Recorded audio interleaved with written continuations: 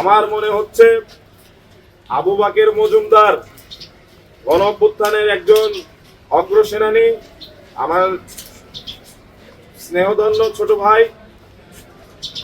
সে যদি জিএস পদে নির্বাচিত হতে পারে সেটি আমার বিজয় বলে সূচিত হবে। আমি আমার সমর্থন আবু বাকের মজুমদারের প্রতি ব্যক্ত করছি। আমি মাহিন সরকার, আমি সমন্বিত শিক্ষার্থী সংসদ প্যানেল থেকে আসন্ন ডাকসু নির্বাচন 2025-এ জিএস পদে প্রার্থিতার ঘোষণা দিয়েছি। আপনারা সেটি অবগত আছেন।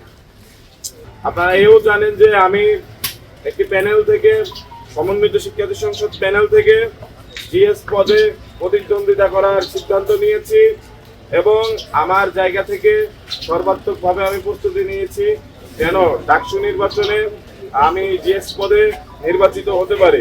কিন্তু আমার কাছে সবসময় মনে হয়েছে ঢাকা বিশ্ববিদ্যালয় ক্যাম্পাসে শুধু নয়, সব জায়গায় গণ অভ্যুত্থানের শক্তি সমূহের মধ্যে ঐক্য প্রয়োজন।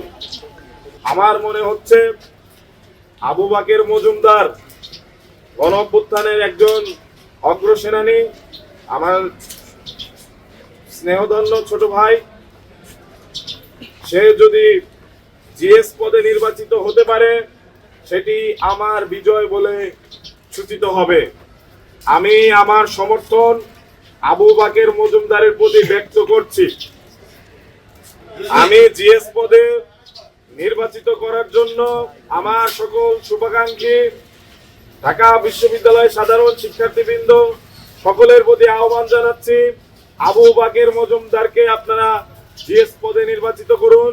আবু বাকের মজুমদারের বিজয়ী মাহিন সরকারের বিজয় বলে সূচিত হবে ইনশাআল্লাহ। যেহেতু এখন পর্যন্ত প্রার্থিতা প্রত্যাহারের কোনো সুযোগ নেই, সেহেতু প্রার্থীর তালিকায় মাহিন সরকারের নাম থাকবে। কিন্তু যারা আমাকে সমর্থন করেছেন, যারা আমার শুভাকাঙ্ক্ষী, প্রত্যেকের উদ্দেশ্যে আমি বলছি আবু বাকের মজুমদারের বিজয়ী মাহিন সরকারের বিজয় বলে সূচিত হবে।